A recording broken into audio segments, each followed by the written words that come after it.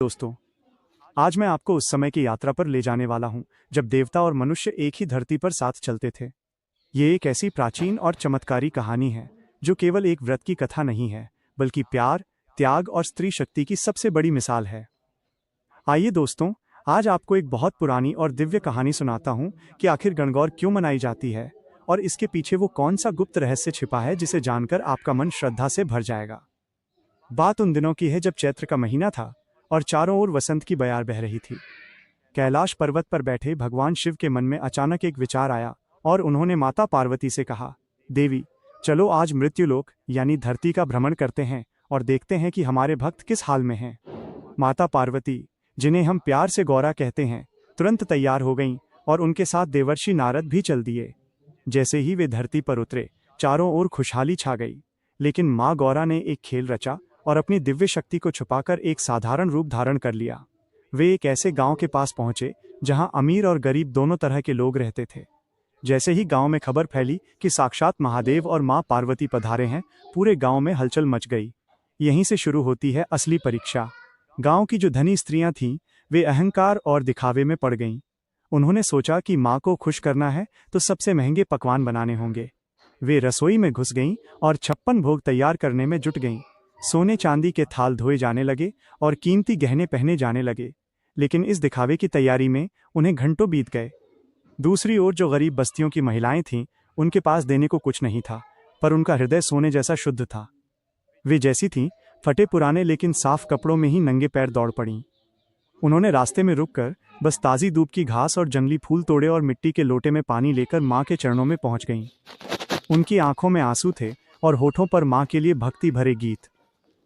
माता पार्वती उनकी सरलता देखकर इतनी भावुक हो गईं कि उन्होंने अपनी दिव्य शक्तियों से अमर सुहाग का रस निकाला और वो सारा रस उन गरीब महिलाओं पर छिड़क दिया।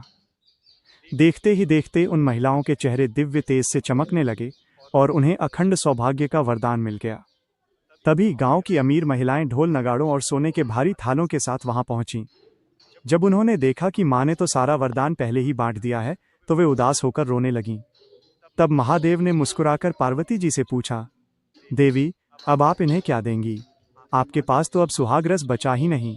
तब माँ पार्वती ने वो किया जो केवल एक माँ ही कर सकती है। उन्होंने अपनी उंगली को थोड़ा सा चीरा और अपने रक्त की बूंदों से नया सुहाग रस तैयार किया और उन महिलाओं पर छिड़क दिया। माँ ने सिखाया कि जो भक्ति सरल मन से की जाती है, उसका स्थान हमेशा सबसे ऊंचा होता है। कहानी का सबसे अद्भुत हिस्सा तब आता है जब माँ पार्वती नदी के किनारे स्नान करने गईं।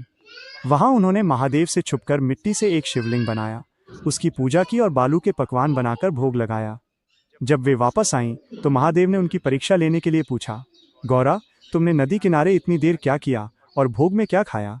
पार्वती जी धर्म संकट में पड़ गईं क्योंकि वे अपने पति से झूठ नहीं बोलना चाहती थीं, लेकिन अपनी गुप्त पूजा की मर्यादा भी रखना चाहती थीं। उनकी निष्ठा देखकर महादेव इतने प्रसन्न हुए कि उन्होंने वरदान दिया कि आज के दिन जो भी स्त्री तुम्हारी तरह मिट्टी के स्वरूप की पूजा करेगी, उसका घर खुशियों से भर जाएगा और उसका सुहाग अचल रहेगा। यही कारण है दोस्तों कि आज भी घर घर में मिट्टी के ईसर और गणगौर की पूजा की जाती है। यह त्योहार हमें सिखाता है कि भगवान को पाने के लिए धन की नहीं, बल्कि मन की पवित्रता की जरूरत है। उम्मीद है दोस्तों, गणगौर की ये पावन कथा आपके दिल को छू गई होगी। अगर आपको ये कहानी पसंद आई है तो कमेंट बॉक्स में जय मां गणगौर जरूर लिखिएगा। ऐसी ही और भी प्राचीन कहानियों और अनसुने रहस्यों को जानने के लिए हमारे चैनल को सब्सक्राइब करें और बेल आइकन दबाना न भूलें। इस वीडियो को लाइक करें और अपने परिवार और दोस्तों के साथ शेयर करें। और हाँ, अगली बार आप कौन सी कहानी सुनना चाहते हैं, मुझे कमेंट में ज़रूर बताएं। मैं आपके लिए वो कहानी लेकर ज़रूर आऊँगा। मिलते हैं अगली दिव्य कहानी में। तब तक के लिए नमस्कार और राम राम।